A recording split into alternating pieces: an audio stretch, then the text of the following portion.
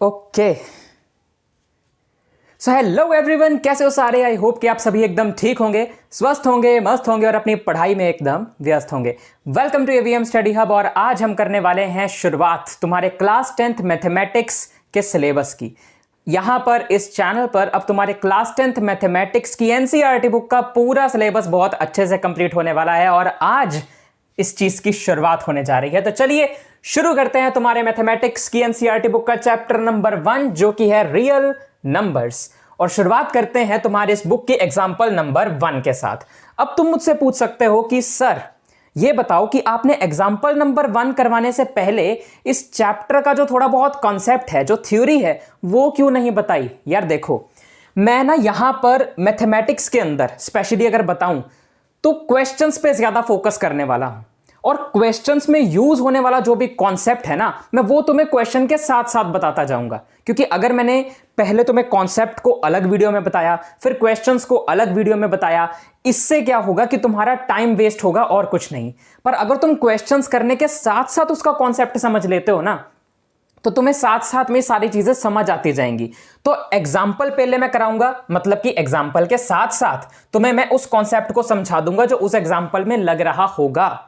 ठीक है, तो मैं क्वेश्चंस के साथ साथ तुम्हें कॉन्सेप्ट्स को समझाता जाऊंगा और इससे तुम्हारा ज्यादा फायदा होगा, ज्यादा क्लैरिटी होगी तुम्हें और तुम्हारा टाइम भी बचेगा। ठीक है, बाकी अगर तुम्हें ऐसा लगे कि पहले कॉन्सेप्ट की वीडियोस अलग बनाओ, क्वेश्चंस की वीडियोस फिर अलग से बनाओ, तो मैं ऐसे भी कर सकता हूं। तुम मुझे कमेंट में अपनी सजेशन दे सकते हो। अभी फिलहाल शुरू करते हैं। अब देखो यार, तुम्हारा जो एग्जाम्पल नंबर 1 है उसे ध्यान से पढ़ो। सबसे पहले क्वेश्चन को, कंसिडर द नंबर्स 4 की पावर n। अब कहते हैं कि 4 की पावर n कुछ नंबर्स कंसिडर करो या सोचो, where n is a natural number. जहां पर ये जो n है ये एक नेचुरल नंबर है। ठीक, यानी कि यहां पर तुम्हें 4 की पावर n दी हुई है, यहां पर तुम्हें 4 की पावर n दी हुई है और ये n क्या है, एक नेचुरल नंबर है। नेचुरल नंबर कौन से होते हैं, 1 से शुरू होके 1 2 3 4 करते करते आगे जितने भी नंबर्स हैं ये सारे होते हैं हमारे नेचुरल नंबर। और वो कह रहे हैं बुक वाले कि अभी 4 की पावर में कोई भी n नंबर है मान लो, और वो n एक नेचुरल नंबर है, कोई भी मान लो। ठीक है भाई, कह दिया हमने, मान लिया। आगे चेक वेदर। अब ये चेक करके बताओ कि there is any value of n for which 4 की power n ends with the digit 0। वो कहते हैं बताओ कि क्या ये जो n है ऊपर ये वाला, क्या इसकी कोई ऐसी वैल्यू है अगर मैं यहां n की जगह रख दूं तो जो आंसर आए वो आंसर वाले नंबर का जो आखिरी डिजिट है वो 0 हो। यानी फॉर एग्जाम्पल अगर मैंने यहां 4 की पावर में रख दिया 2, यानी n की जगह रख दिया 2 एक नेचुरल नंबर है, मैं रख सकता हूं। और किसी भी नंबर की जितनी भी पावर होती है ना, इसका मतलब उस नंबर को हमें उतनी बार मल्टीप्लाई करना होता है। 4 की पावर 2 मतलब 4 को 2 बार मल्टीप्लाई कर दो, आंसर आ जाएगा 16। तो अब ये जो 16 नंबर आया है ना, ये नंबर है पूरा का पूरा 16 और इसका आखिरी वाला ये जो डिजिट है ये 6 है। और तुमसे क्वेश्चन ये पूछा जा रहा है कि बताओ ऐसा कोई भी n वाला नंबर जिसे मैं n की जगह पे इसकी पावर में रखूं और फिर जो आंसर आए उसका आखिरी डिजिट 0 हो। ऐसा तुमसे क्वेश्चन पूछा जा रहा है। क्वेश्चन समझ गए? क्वेश्चन है 4 की पावर n कोई भी एक नंबर कंसिडर करो जिसमें n एक नेचुरल नंबर है और जो n है वो उसके लिए कोई ऐसी वैल्यू बताओ जो मैं n की जगह पे रखूं तो जो आंसर आए उसका आखिरी डिजिट 0 हो। यह है तुम्हारा पूरा क्वेश्चन। ठीक, क्वेश्चन आई थिंक क्लियर है। अब आगे बढ़ते हैं। एक तो यार ये शर्ट ऊपर नहीं रह रही है, हाँ नहीं तो तंग करके रख दिया है। चलो आगे बढ़ते हैं, इतना तो क्लियर है। अब इसका ये जो पूरा सॉल्यूशन है ना, जो इसका आंसर है, इसे पढ़ने से पहले मैं तुम्हें अपने हिसाब से इसका कॉन्सेप्ट समझाऊंगा, इसका आंसर बताऊंगा, फिर हम इसे पढ़ेंगे। क्योंकि अगर तुमने डायरेक्टली क्वेश्चन पढ़ने के बाद सीधा आंसर पढ़ने की कोशिश करी ना तो पल्ले नहीं पड़ेगा, कुछ समझ नहीं आएगा। इसलिए पहले सुनो मैं क्या कह रहा हूं। अब देखो यार, 4 की पावर n, अब देखो ये मेरा अलग है, ठीक है, ये मैं तुम्हें समझा रहा हूं। अलग से। आंसर ये है, पर ये तुम लिखोगे कैसे, आंसर का मतलब क्या है, पहले मैं तुम्हें यहां पे वो समझाता हूं, इस पे फोकस करना। 4 की पावर n यहां पर तुम्हें दी हुई है, बराबर। अब यहां पे 4 की पावर n जो है, अगर हमें यहां पर n कोई एक ऐसा नंबर चाहिए जिसको यहां पर रखने पर इसका जो आंसर है वो ऐसा है जिसका आखिरी डिजिट 0 हो, यानी कि या तो हो 20, या तो हो 60, या तो हो 80, या कोई भी ऐसा नंबर जिसके आखिर में 0 आए, तो वो नंबर जो है वो 5 से डिवाइड तो हो ही जाना चाहिए ना। अब कोई भी ऐसा नंबर, दुनिया का कोई भी ऐसा नंबर उठा लो जिसकी एंड में 0 आए, तो वो 5 से डिवाइड तो हो जाना चाहिए ना। यानी कि यहां पे 5 4 जा 20 आया तो 4 से हो गया, फिर इसके बाद ये 5 12 जा 60 आया यानी 12 से हो गया, तो ये आ गया मेरे पास में 16। कि ये तीनों नंबर्स जो हैं ये 5 से डिविजिबल हैं, और सिर्फ यही तीनों नहीं बल्कि ऐसा कोई भी नंबर तुम ले लो पूरी दुनिया जहान का जिसके नंबर के एंड वाला डिजिट 0 हो, वो 5 से डिविजिबल होगा ही होगा। इसका मतलब कि 4 की पावर n में मुझे एक ऐसा नंबर यहां पर चाहिए जिससे 0 आए और ये हमारा जो नंबर है वो 5 से डिविजिबल भी हो, ठीक। और अगर ऐसा है तो इसका मतलब कि जो 4 की अगर मैं प्राइम फैक्टराइजेशन करूंगा, यानी कि जब मैं 4 का प्राइम फैक्टर्स बनाने तो आते हैं ना, जब हम उसका एलसीएम लेते हैं, कि जब मैं 4 की पावर n वाला जो भी नंबर होगा, जब मैं इसके एलसीएम निकालूंगा, इसकी प्राइम फैक्टराइजेशन करूंगा, तो इसमें 5 एज अ प्राइम नंबर होना चाहिए। फॉर एग्जाम्पल अगर मैं यहां पर 8 की फैक्टराइजेशन करूंगा तो यहां पे 2 4 जा 8 आएगा, फिर 2 2 जा 4 आएगा, फिर 2 1 जा 2 आएगा, तो यहां पे सिर्फ 2 इसमें एज अ प्राइम फैक्टर्स हैं। और वहीं अगर मैं कोई जीरो वाला नंबर ले लेता हूं, समझ लो 20, तो यहां पे ये आएगा 2 10 जा 20, फिर 2 5 जा 10, और फिर 5 1 जा 5, तो इसमें 5 एज अ प्राइम नंबर आया ना। तो तुम दुनिया जहान का कोई भी ऐसा नंबर उठा लो जिसके एंड डिजिट पे 0 आता हो, उसका एलसीएम कर लो, उसमें 5 एज अ प्राइम नंबर जरूर आएगा, जरूर जरूर आएगा। हाँ, शादी होती है इसमें तो 5 तो आना ही चाहिए, है ना। सर ये क्या बोल रहे हो, तुम बस कॉन्सेप्ट पे फोकस करो कि मैं तुम्हें बताना क्या चाह रहा हूं। अभी तक मैंने तुम्हें क्या बताया कि 4 की पावर जो n है वो एक ऐसा नंबर होगा जो 5 से डिविजिबल होगा। तो ये जो 4 की पावर n वाला नंबर होगा, जब इसका प्राइम फैक्टराइजेशन की जाएगी तो उसकी प्राइम फैक्टराइजेशन में 5 एक प्राइम नंबर के तौर पर उसमें होना चाहिए, ठीक। ठीक है सर, होना चाहिए। पर अगर तुम इसे ध्यान से देखो तो मैं 4 को 2 का स्क्वायर लिख सकता हूं, 4 को 2 का स्क्वायर लिख सकता हूं, क्योंकि 2 का स्क्वायर 4 ही तो होता है भाई। 2 को 2 बार मल्टीप्लाई करोगे तो 4 आएगा, तो मैं 4 को 2 का स्क्वायर लिख देता हूं, और ऊपर ये n तो चल ही रहा है। और जब भी कोई दो नंबर ऐसे होते हैं ना, पावर में एक ब्रैकेट के बाहर और एक पावर में ब्रैकेट के मतलब अंदर और बाहर, तो मैं इसको ऐसे लिख सकता हूं 2 की पावर में 2n, ऐसे लिखा जा सकता है। यानी 4 की पावर n जो है वो इस तरीके से 2 की पावर 2n के बराबर हो गया, ठीक।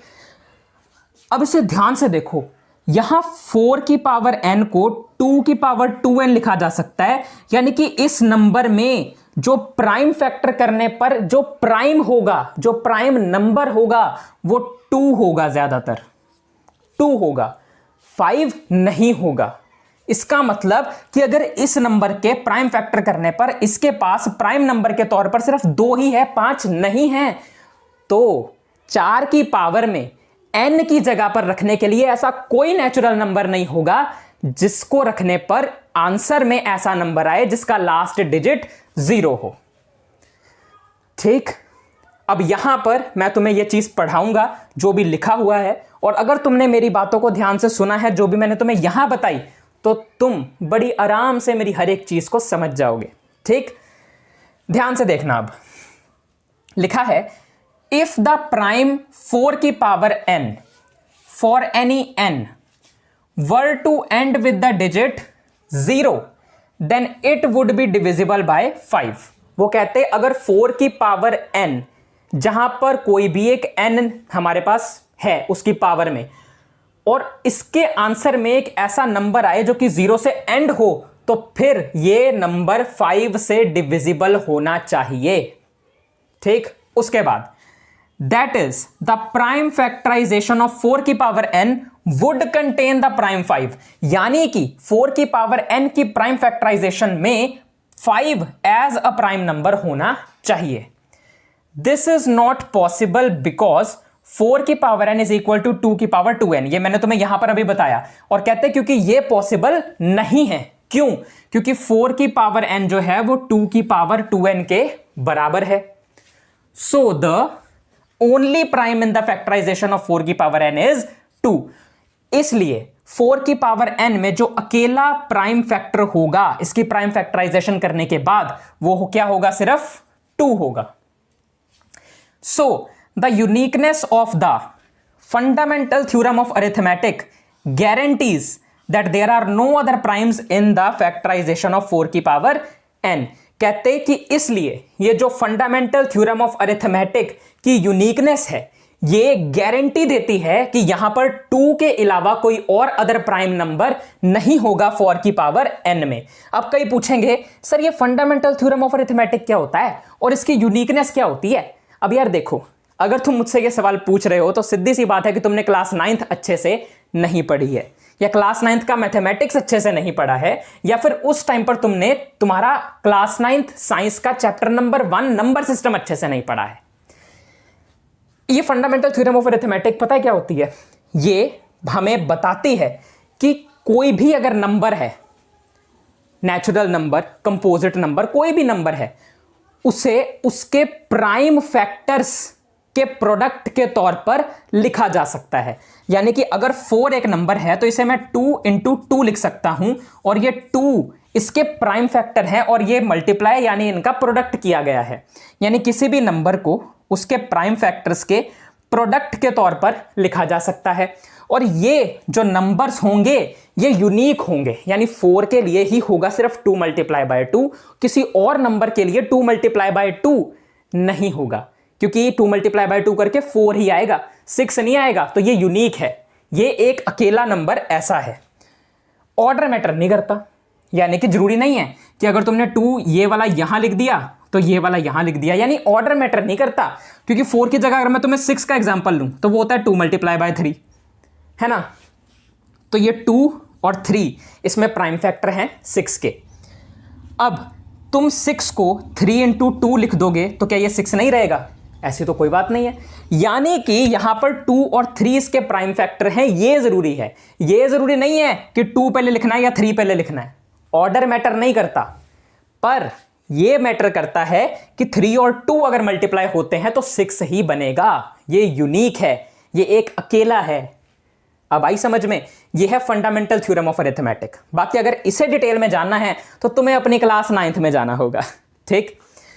उसके बाद आगे, so there is no natural number n for which 4 की power n ends with the digit 0। इसलिए ऐसा कोई नंबर नहीं होगा जो n की जगह रखने पर 4 की पावर n में एक ऐसा नंबर ले आए जो 0 डिजिट से एंड हो रहा हो। So this is your complete example number 1, और उसके सारे कॉन्सेप्ट्स जो इससे जुड़े हुए हैं वो भी मैंने तुम्हें बता दिए हैं, ठीक? अगर नहीं समझ आया तो वीडियो को थोड़ा पीछे करो और इसको दोबारा समझने की कोशिश करो, क्योंकि मुझे नहीं लगता कि इससे ज़्यादा डिटेल में इस क्वेश्चन के आंसर को समझाया जा सकता है, ठीक?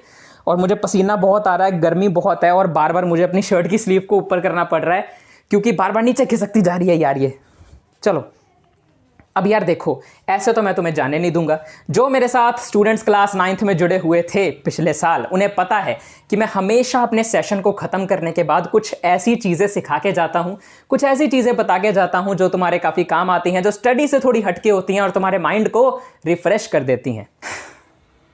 अपनी स्टडी से, अपनी पढ़ाई से किस वजह से फोकस तो बिल्कुल नहीं खोना है तुम्हें, आज तुम्हें वो बताने वाला हूँ। ज़रा ध्यान से सुनना। कभी भी ना जब पढ़ने बैठे हो तो अपने दिमाग को उस ओर मत लेके जाना कि आज मेरी उससे बात नहीं हुई, आज मैंने उससे बड़ा रूड बिहेव कर दिया, यार आज मैंने उसे उसके काम के लिए मना कर दिया, यार मुझे उसकी मदद कर देनी चाहिए थी। यार किसी ने बड़ी सही बात कही है कि तुम किसी की कितनी भी मदद क्यों ना कर दो, किसी की तुम कितनी भी मदद क्यों ना कर दो, वो भूल जाएगा। पर तुमने कभी एक काम के लिए उसे मना कर दिया ना, वो उस चीज़ को ज़िंदगी भर याद रखेगा और ज़िंदगी भर तुम्हें ताना मारेगा। जैसे कि सोचो, तुमने एक बंदे की बहुत हेल्प करी है पास्ट में, बस एक काम के लिए कभी मना किया होगा, और तुमने उसे आज कहा यार मेरा ना ये छोटा सा काम है ज़रा कर दे। वो कहेगा नहीं, तूने मुझे 5 साल पहले 6 महीने 31 दिन 12 घंटे 13 मिनट 24 सेकंड 25 26 27 सेकंड बढ़ते जा रहे हैं ना, तो इतने टाइम पहले तूने मुझे एक पानी का गिलास देने से मना किया था, मैं तेरा ये काम नहीं करूंगा। हंसने की बात है, पर बात की गहराई को समझो, ठीक है। बस यही कहना चाहूंगा कि ऐसे आलतू फालतू चीज़ों में अपना फोकस मत गंवाना, डिस्ट्रैक्ट मत होना।